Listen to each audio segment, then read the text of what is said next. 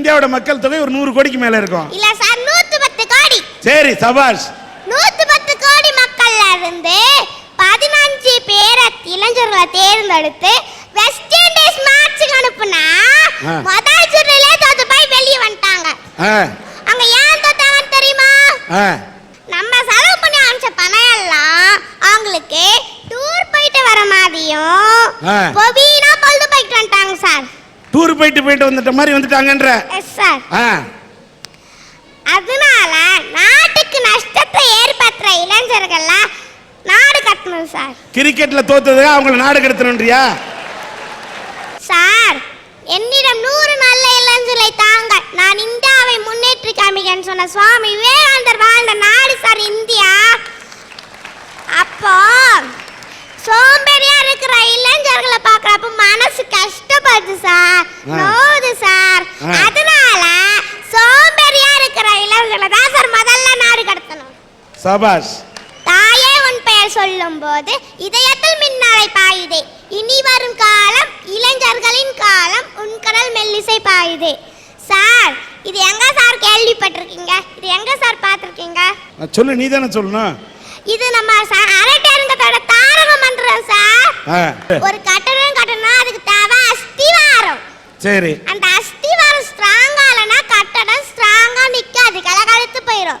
அதே மாதிரிதான் நம்ம நாட்டுக்கு தேவை நல்ல இளைஞர்கள். நல்ல இளைஞர்கள் நாடு எப்படி சார் முன்னேறும்? முன்னேறாது. ஒரு மரத்துல என்னன்னு சார் இருக்கும்? ஒரு மரத்துல வந்து கிளை இருக்கும், இலை இருக்கும், பூ இருக்கும், பிஞ்சு இருக்கும், காய் இருக்கும், கனி இருக்கும். அதுல எது சார் அதிகமா இருக்கும்? அதுல இலை தான் அதிகமா இருக்கும். எது சார் கம்மியா இருக்கும்? கனிகள், அதாவது காய்களும் கனிகளும் அது கம்மியா இருக்கும். அதே மாதிரி சார் இன்றைக்கு சமுதாயத்துல நிறைய நல்லது இருக்கு சார். ஆனா அந்த இளைஞர்கள் கண்ணுக்கு பரது என்னன்னா அந்த கெட்டதா சார் இளைஞர் கண்ணுக்கு பருது. அதே மரப்படிதான் இருப்பனே, அதே வழியில போற இளைஞர்கள் என்ன சார் பண்றது? நீ தான் ஏற்கனவே முடிவு பண்ணிட்டு என்ன பண்ண நாடு கடத்தணும்ன்றியா? Yes sir. சபாஷ். அல்லும் பகலும் தெருக்கல்லாய் இருந்து விட்டு அதிர்ஷ்டம் இல்லை என்று அலட்டி கொண்டார். விழித்தோர் எல்லாம் பிழைத்து கண்டார், கரட்டை விட்டோர் எல்லாம் கோட்டை விட்டார். சார், 83 வயசுல தமிழ் இளைஞர் ஒருத்தர் இந்தியாவே கலக்கிட்டு இருக்காரு. அவர் பேர் தெரியுமா சார்? சொல்லு. அவர் தான் சார் நம்ம கலைஞர். சொல்லு. அவர் சந்தர்ப்பம் நம்மளை தேடி வரோம், சந்தர்ப்பம் நம்மளை தேடி வரோன்னு சொல்லிட்டு திருவாரூர்ல இருந்திருந்தாருன்னா இவ்வளவு நேரத்துக்கு அவர் யாருன்னு கூட நம்மளுக்கு தெரிஞ்சிருக்காது சார். சரி. சந்தர்ப்பத்தை தேடி அவர் போனதுனால இந்தியாவே அவர் தேடி போகுது சார். வெரி குட், சபாஷ்.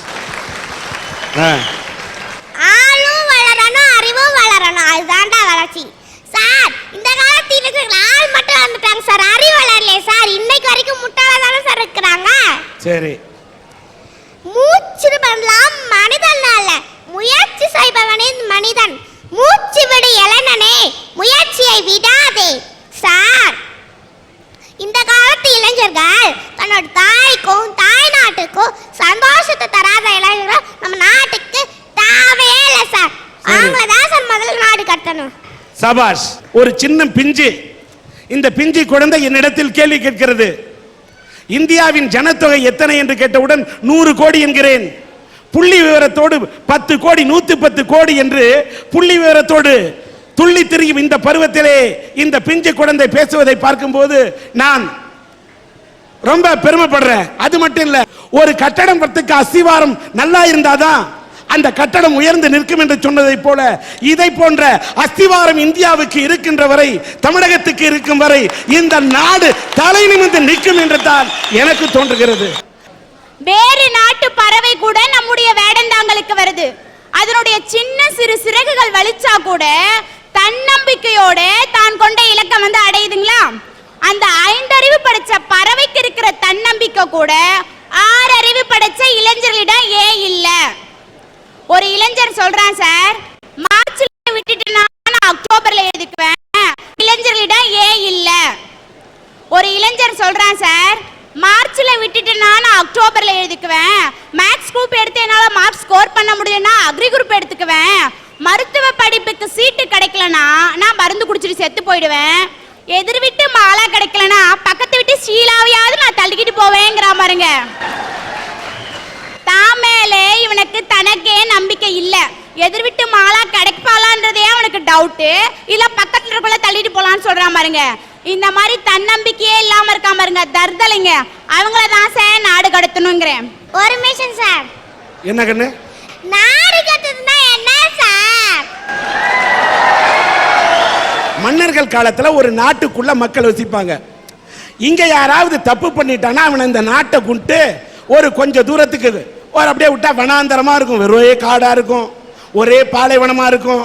சோறு கிடைக்காது, தண்ணி கிடைக்காது, எதுவுமே கிடைக்காது, ரொம்ப கஷ்டமா இருக்கும். அந்த மாதிரி இடத்துக்கு தப்பு பண்ணிட்டா கொண்டு விடுவாங்க சார். அங்க மனுஷங்க இருப்பாங்க சார். அந்த காலத்துல நாடு கடத்தினா மனுஷனே இருக்க மாட்டான், ரொம்ப கஷ்டமா இருக்கும். அந்த மாதிரி இடத்துக்கு தப்பு பண்ணிட்டா கொண்டு விடுவாங்க சார். அங்க மனுஷங்க இருப்பாங்க சார்.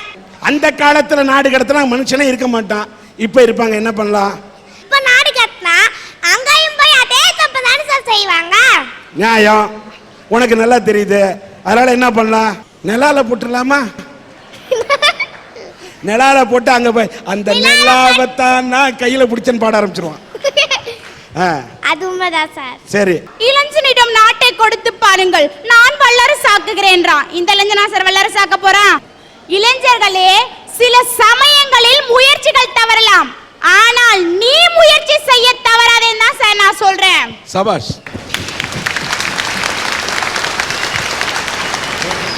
நம்ம நாட்டுல நிறைய இளைஞர்கள் படிச்சிட்டு இருக்கான், படிச்சு முடிச்சிருக்கான். ஆனா தான் படிச்ச படிப்புக்கேத்த வேலை கிடைக்கிற வரைக்கும் நான் எந்த வேலைக்கும் போக மாட்டேன் அப்படிங்கிறான். வீதிக்கு ஒரு டீ கடை, டீ கடைக்கு ஒரு பெஞ்ச போட்டுறான். அங்கிட்டு 4 பசங்க உட்காந்துக்கிறானுங்க. அந்த பக்கம் போற வர பொம்பளைங்களா பார்த்து என்ன தெரியுமா பாடுறான்? அரிது அரிது மானிடலாய் பிறத்தல் அரிது, அதனிலும் அழகான பெண்ணுக்கும் ஐஸ்வர்ய ராயுக்கும் அத்தை மகனாக பிறப்பதே பெரிது. அட எடுபட்ட நாயே, உங்க அப்பனை போய் பார்த்தாக்கா குடிக்கிறதுக்கு கூழும் கோமணமும் கட்டிக்கிட்டு ஏறு ஓட்டிக்கிட்டு இருக்கான். இந்த திருவண்ணாமலையில என்ன வலை இல்ல? பக்கத்துல இருக்க பெங்களூர்ல போயிட்டு எனக்கு வேலை கொடு வேலை கொடுன்னு பிச்சை எடுத்துக்கிட்டு இருக்கியே. இந்த திருவண்ணாமலையில் இருக்க வேலையை ஒழுங்கா செஞ்சா நீ ஏன் அங்க போய் பிச்சை எடுக்க போற? ரசிகர் மன்றம் வைக்கிறதா சொல்லிக்கிட்டு நிறைய இளைஞர்கள் நாசமா போய்கிட்டு இருக்கான். தன்னுடைய தலைவர்களை நெஞ்சில பச்சை குத்தி வச்சுட்டானுங்க. அதுக்கப்புறம் அவங்க படம் போட்ட ஷர்ட்டை போட்டுட்டானுங்க. கொஞ்சம் இப்ப டென்ட் மாறி இருக்கு சார். 60 அடி உயரத்துல கட் அவுட் வச்சு அபிஷேகம் பண்ண ஆரம்பிச்சுட்டான். முதல்ல என்ன பண்ணா? பால் அபிஷேகம் பண்ணான். ரெண்டாவது என்ன அபிஷேகம் பண்ணா? கொஞ்ச நாள்ல காசு அபிஷேகம் பண்ணான். 4 மாசத்துக்கு முன்னாடி நாசமா போன நாய்ங்க பாண்டிச்சேரியில பீர அபிஷேகம் பண்ணுதுங்க சார். இதுங்களெல்லாம் என்ன சார் பண்றது? அவன் ஒவ்வொரு அபிஷேகமா பண்ண பண்ண அவன் வீட்டுல இருக்க அண்டானோ குண்டானோ அடக்கி கடக்கு போயிட்டு இருக்கு. ஒரு நடிகனுடைய ரசிகனாக இருப்பது தவறு என்று நான் சொல்ல மாட்டேன். ஆனால் ரசனை என்பது அண்டானோ குண்டானோ அடக்கி கடக்கு போயிட்டு இருக்கு. ஒரு நடிகனுடைய ரசிகனாக இருப்பது தவறு என்று நான் சொல்ல மாட்டேன். ஆனால் ரசனை என்பது ரசனையோடு இருக்க வேண்டும். எத்தனையோ இளைஞர்கள் ரசிகர் மன்றத்து தோழர்கள் இரத்த தானம் செய்கிறார்கள், ஏழை குழந்தைகளுக்கு உதவுகிறார்கள், வாழ்க்கையிலே பெண்கள் வாழ்க்கை நடத்த வேண்டும் என்று தையலந்திரம் கொடுக்கிறார்கள். ஆனால் கட் அவுட்டுக்கு பாலாபிஷேகம் செய்கிறார்கள் என்று சொன்னால் என்ன பொறுத்த வரைக்கும் அந்த கட் அவுட்டுக்கு பாலாபிஷேகம் பண்றதை விட 4 ஏழை குழந்தை 10 ஏழை குழந்தை பசிச்சுட்டு சோத்துக்கு வழி இல்லாம பாலுக்கு வழி இல்லாம இருந்த அந்த குழந்தைக்கு பாலாபிஷேகம் பண்ண வேண்டும் என்று அந்த இளைஞர்களிடத்தில் அந்த ரசிகரிடத்தில் என் கோரிக்கையை தான் நான் வைப்பேன். ஒரு நடிகருடைய படத்தின் ஒளிநாடா வெளியீடு, அங்க கட் அவுட்டுக்கு பாலாபிஷேகம் செய்கிறார்கள், அந்த புகைப்படத்துக்கு பாலாபிஷேகம் செய்கிறார்கள், சூடம் கொளுத்தி ஆராதனை பண்றாங்க. அந்த புகைப்படத்தில் 4 ரசிகன் இளைஞன் நின்று இருந்தா கூட நான் வேதனைப்பட்டிருக்க மாட்டோமா? பெண்கள் நிற்கிறார்கள், சேலை அணிந்த பெண்கள் நிற்கிறார்கள். ஆண் கெட்டா பரவாயில்லம்மா, ஆண் கெட்டாது இந்த நாட்டை சம்பவமா, ஒரு பெண் கெட்டாது சரித்திரமா. இன்னொன்னு சொல்றேன், 2 ரசிகர் மன்ற 2 நடிகர்களுடைய ரசிகர்கள் ரசிகர் மன்றத்து தோழன் அடிச்சுக்கிட்டான், ஒருத்தனை வெட்டினான். இன்னொரு ரசிகர் மன்ற தலைவர் இன்னொரு நடிகனோட ரசிகனை போய் வெட்டினான். 2 பேரும் செத்து போயிட்டான். அந்த ரசிகர் மன்றத்து தோழனுக்கு அந்த ரசிகர் மன்றத்தின் தலைமையிலிருந்து 10,000 ரூபாய் கொடுக்குறாங்க. எதிராக இருக்கக்கூடிய நடிகரோட ரசிகர் மன்றத்து தோழனுக்கு அவங்க தலைமையிலிருந்து 10,000 ரூபாய் கொடுக்குறாங்க. அந்த நடிகர் கூட வந்து பணம் கொடுக்கல, அவங்க ரசிகர் மன்றத்து சார்பில் கொடுக்குறாங்க. 10,000 ரூபாய் போய் சேர்ந்தது. செத்தவன் 2 பேரும் அடிச்சுக்கிட்டு செத்தானே, அவன் பொண்டாட்டி இன்னைக்கு ரோட்ல நிக்கிறா. படங்கள் வெளியாகி கொண்டுதான் இருக்கிறது. யாருக்கா யார் அடிச்சுக்கிட்டா, யார் வெட்டிக்கிட்டா? எதிரி நடிகனுடைய ரசிகனை அடித்து நீ மேலோகத்துக்கு அனுப்பினால், உன்னை அடித்து ஒருவன் மேலோகத்துக்கு அனுப்பினால், உன் வீட்டிலே குழந்தைகள் பட்டினி கிடந்தால், உன் மனைவி கட்டினி கிடந்தால் யார் சோறு போடுவார்? இதை இளைஞர்கள் சிந்திக்க வேண்டும். சார், வாய்ப்புகள் வர்ற வரைக்கும் எல்லா மனுஷனுங்களும் ராமர்களா தான் இருக்கிறாங்க. ஆனா வாய்ப்புகள் வந்ததுக்கு அப்புறமும் எவன் ஒருத்தன் லைஃப்ல ஒழுக்கமா இருக்கிறானோ அவன் தான் சார் மனுஷன். நிச்சயமா. இன்னைக்கு தப்பு செஞ்சுட்டு சில பேர் என்ன செஞ்சுறாங்க, சூழ்நிலை மேல பழிய போட்டுட்டு ஒதுங்கிக்கிறாங்க. அப்படிப்பட்ட சில மனித மிருகங்களும் இன்னைக்கு இருக்கு சார். சார், இங்க மட்டும் இல்லைங்க, மும்பையில் ஒரு நிகழ்ச்சி. மும்பையில் நள்ளிரவு 12 மணிக்கு புது வருஷம் கொண்டாடிக்கிட்டு இருக்காங்க. கோலாகலமா மும்பை நகரமே கொண்டாடிக்கிட்டு இருக்கு. ஒரு காதலனும் காதலியும் அந்த கொண்டாட்டத்தில் அவங்களும் சேர்ந்து டான்ஸ் ஆடி நல்லா கொண்டாடிக்கிட்டு இருக்காங்க. அந்த நேரம் பார்த்து அங்க வந்தது சார் 60 பேர் கொண்ட இளைஞர் கும்பல் அங்க வந்துச்சு. அவங்க என்ன செஞ்சாங்க தெரியுமா? அந்த காதலனையும் காதலியையும் பிரிச்சுட்டு அந்த 18 வயசு பொண்ணை சுத்தி நின்று அந்த 60 இளைஞர்களும் அந்த பொண்ணோட துணியை அவ கதற அவளுடைய ஆடைகள் எல்லாம் கிழிச்சு எரிஞ்சு அந்த பொண்ணை அந்த இடத்துல நிர்வாணப்படுத்தியிருக்காங்க சார். அந்த பொண்ணு போட்ட அந்த சத்தம், அவளுடைய அவல குரல் அந்த கூட்டத்தில் இருந்த ஒருத்தர் காதல கூட விழவே இல்லை சார். இன்னைக்கு இந்த சமுதாயத்துல, இந்த நாட்டுல, இந்த உலகத்துல மூல முடுக்கல் எல்லாம் எத்தனையோ பெண்கள் பாதிக்கப்பட்டுக்கிட்டு, சில மனித மிருகங்களால் பாதிக்கப்பட்டுக்கிட்டு அவங்க போடுற அவல குரல் இன்னைக்கு நம்ம காதுகளில் எட்டாம இருக்குங்க சார். 1988 வருஷம் 20 வயசுல நான் ஒரு பள்ளி ஆசிரியராக முடிச்சுட்டு நான் வேலைக்கு போனேன். அப்படி வேலைக்கு போகும்போது ஒரு ஆறு நடுவில் சார், அந்த ஆறை தாண்டி தான் நான் வேலைக்கு போக வேண்டிய சூழ்நிலை. அப்படி ஆற்றை தாண்டி போகும்போது, ஆற்றை தாண்டி போனால் மழை வந்துச்சுன்னா அந்த ஆறு ஃபுல்லாக தண்ணி போகும். அதில் எனக்கு நீச்சலும் தெரியாது, நான் போகவும் முடியாது. அந்த சமயத்தில் ஆற்றை தாண்டி போக முடியாத சூழ்நிலை இருந்ததுனால தலைமை ஆசிரியர் என்ன செஞ்சாரு, பக்கத்து வீட்டில் ஒரு பையனை கூப்பிட்டு இந்த டீச்சர் அக்கா அக்கான்னா சொல்லி அமைச்சார் சார். டீச்சர் அக்காவை கொண்டு போய் பள்ளிக்கூடத்தில் விட்டுட்டு வந்திருப்பா, இந்த ஆற்றுல தண்ணி வருது போக முடியாது, அவங்க பள்ளிக்கூடத்துக்கு போட்டு 2 நாளைக்கு தண்ணி வடிகிற வரைக்கும் கொண்டு விட்டுட்டு வந்திருப்பான்னு சொன்னார். ஆனால் அந்த பையனும் அப்படிதான் சார் வந்தான். அவன் விட்டுட்டு திரும்பி வரும்போது அங்கே இருந்த காலி பசங்க, அந்த ஊரில் டீ கடையில் பேசிட்டு இருந்த காலி பசங்க என்ன பண்ணாங்க தெரியுமா? டேய், உங்கள் ஆளை கொண்டு விட்டுட்டு வந்துட்டியான்னு கேட்டானுங்க. அன்னைக்கு அவன் மனசில் வச்சுக்கிட்டான் சார், இவங்க தான் நம்ம ஆளு அப்படின்னு சொல்லி. 3 மாதம் பொறுத்து ஒரு லெட்டர் வருது சார் வீட்டுக்கு. லெட்டரை பிரித்து படித்து பார்த்தா நிறைய கவிதைகள், காதல் கவிதைகள். அந்த லெட்டரை படிச்சுட்டு எனக்கு கொதிச்சு போயிட்டேன். அம்மாட்ட சொன்னேன், அவங்க அக்கா பெரியப்பா பொண்ணு எனக்கு ஃப்ரெண்டு, அவங்க கிட்ட சொன்னேன். அவங்களும் எடுத்துக்கிட்டு அந்த லெட்டரை அவங்க வீட்டுக்கு அப்பா அம்மா கிட்ட போனாங்க. அங்கே போய் சொன்ன உடனே அவங்களும் கண்டிச்சாங்க சார். அவனை கண்டிச்சதுக்கு அப்புறம் ஒரு நாள் நான் பள்ளிக்கூடத்துக்கு போயிட்டு இருக்கேன். எதிரில் வந்தவன் எங்கள் அப்பா அம்மாட்டெல்லாம் போய் சொல்லி இந்த மாதிரி பண்ணிட்டீங்கல்ல, உங்களை என்ன பண்ணுறேன் பாருங்க அப்படின்னு சொன்னான். நான் சொன்னேன், தம்பி இப்பயும் உன்னை தம்பியாக தான் நான் நினைக்கிறேன், நீ இந்த மாதிரிலாம் எண்ணத்துக்கெல்லாம் இடம் கொடுக்காதேன்னு சொல்லிட்டு நான் போயிட்டேன். நீ என்ன செய்வேன்னு சொல்லிட்டு நான் போயிட்டேன். ஒரு நாள் பள்ளிக்கூடம் விட்டு நான் வழியில் வந்துக்கிட்டு இருக்கேன். எதிரில் வரான், மெட்ராஸ் மெயின் ரோடு, அதாவது கரும்பு தோட்டம் ஒன்று தான் அந்த வீட்டுக்கும் அந்த ரோட்டுக்கும் நடுவில். வந்தவன் என்ன செஞ்சான் தெரியுங்களா? திடீர்னு குறுக்க ஓடி வந்து சைக்கிளை பிடிச்சி கீழே தள்ளினான் சார். என் முடியை பிடிச்சி இப்படி இழுத்துட்டு வாயில் ஆசிடை ஊற்றினான். இங்கே பட்ட உடனே என்னால் எரிச்சல் தாங்கவே முடியல சார். உடனே நினச்சேன் ஆசிட் தான் ஊற்றுறான்னு சொல்லிட்டு என்னடா செய்கிறேன்னு தட்டி விட்டேன். பாட்டில் கீழே விழவே இல்லை. திரும்ப அவன் என்ன செஞ்சான் தெரியுங்களா? இப்படி பிடிச்சி இந்த பக்கம் கொட்டிட்டு எனக்கு கிடைக்காத நீ வேற யாருக்குமே கிடைக்கக்கூடாது அப்படின்னு சொன்னான். என்னால் தாங்கவே முடியல எரிச்சல். அந்த ஒரு க்ஷணம், அந்த 5 நிமிஷம், எல்லாரும் சினிமாவில் தான் அந்த ஆக்சிடென்ட் அந்த மாதிரி இதை பார்த்துருப்பீங்க, நான் நேர்லையே அனுபவிச்சிட்டேன் சார். செத்து பொழைச்சவண்டான்னு சொல்லி ஒரு பாடல் வரும், எமனை பார்த்து சிரிச்சவண்டான்னு சொல்லி, அது நான் செஞ்சுட்டு வந்திருக்கிறேன் சார் அந்த கொடுமையை. அந்த 2 மாதம் அந்த ஹாஸ்பிட்டலில் இருந்தேன். ஒவ்வொரு இரவும் நான் தூங்கியது கிடையாது. நம்ம என்ன தப்பு செஞ்சோம்? அதாவது இந்த உலகத்தில் பெண்ணாக பிறந்தது தப்பா, இல்லை நல்லா படிச்சுட்டு வேலைக்கு போய் குடும்பத்தை காப்பாற்றணும்னு நினச்சது தப்பா இந்த சமூகத்தில்? இல்லை காதலே வேண்டான்னு சொல்லி ஒழுக்கமாக இருந்தது தப்பா? இனிமே நம்ம உயிரோட இருக்கக்கூடாது, ஆண்களை கண்டாவே எனக்கு பிடிக்கல சார். அப்படி ஒரு சூழ்நிலைக்கு வந்துட்டேன் நான். எங்கள் அண்ணாலாம் கூட இருந்து என்னை எவ்வளவோ இது பண்ணாங்க. நிறைய பேர் ஆஸ்பத்திரிக்கு பார்க்க வந்தாங்க. எல்லாரும் எனக்கு ஆறுதல் சொன்னாங்க. எல்லாரும் சொன்ன ஆறுதல் எனக்கு கொஞ்சம் கொஞ்சமாக என்னை தேடி கொண்டு வந்துச்சு. அப்பா அப்படி பார்க்க வந்தவர்கள் ஒரு மனித தெய்வம் வந்துச்சு. அப்படி பார்க்க வந்தவர்கள்ல ஒரு மனித தெய்வமும் வந்தது சார். அவர் வந்தவர் என்ன தெரியுமா சொன்னாரு? உன்னுடைய உடம்பில் மேல் உள்ள அந்த ஊனம் பெரிதல்ல, உன் மனசுல இருக்கிற அந்த தழும்பை நீ அகற்றிடு, நான் உன்னை நான் கல்யாணம் பண்ணிக்கிறேன் அப்படின்னு சொல்லிட்டு ஒரு மனித தெய்வம் வந்துச்சு சார் எனக்கு.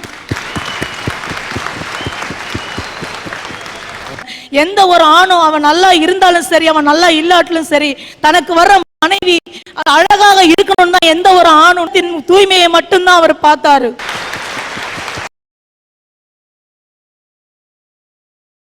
சரி, அவன் நல்லா இல்லாட்டிலும் சரி, தனக்கு வர்ற மனைவி அழகாக இருக்கணும் தான் எந்த ஒரு ஆணும் நினைப்பான். ஆனா என்னுடைய கணவர் என்னுடைய உள்ளத்தின் தூய்மையை மட்டும்தான் அவர் பார்த்தாரு.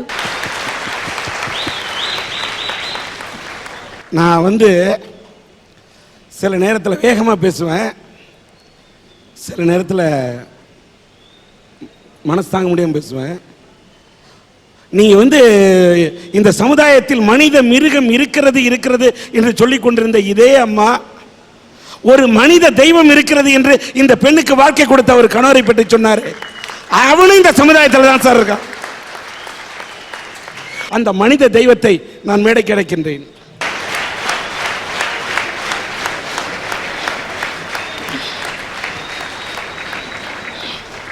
வாழ்த்துக்கள். உங்களை மாதிரி நல்ல இதயம் படைத்தவர்களும் சமுதாயத்தில் இருக்க வேண்டும். அப்படி இருந்தால்தான் இந்த பூமியில மழை பொய்யும், இந்த தமிழ் மண் வாழும். உங்களுக்கு என்னோட மனப்பூர்வமான, உங்க பேர் என்ன? அன்பழகன். உங்களை நம்ம மனித தெய்வம்னு சொன்னாங்க. இப்படிப்பட்ட மனித தெய்வமும் இருக்கின்ற இந்த சமுதாயத்தில் தான் சில மனித மிருகங்கள் அந்த பெண்களுக்கு எதிராக பாலியல் கொடுமையிலே ஈடுபட்டுக் கொண்டிருக்கிறார்கள். தனி மனித ஒழுக்கத்தோடு போராடுவேன். இப்படிப்பட்ட விஷயத்தை அச்சப்படாமல் இந்த அரட்டை அரங்கத்திலே பெண்ணே நீ முடங்கி கிடக்க கூடாது, பாரதி கண்ட புதுமை பெண்ணாக நீ பொங்கி வர வேண்டும் என்று நாங்கள் சொன்ன கருத்தை ஏற்றிக்கொண்டு இந்த அரங்கத்துக்கு உரையாற்றிய பெண் சிங்கமே, உன்னை மனதார பாராட்டுகிறேன்.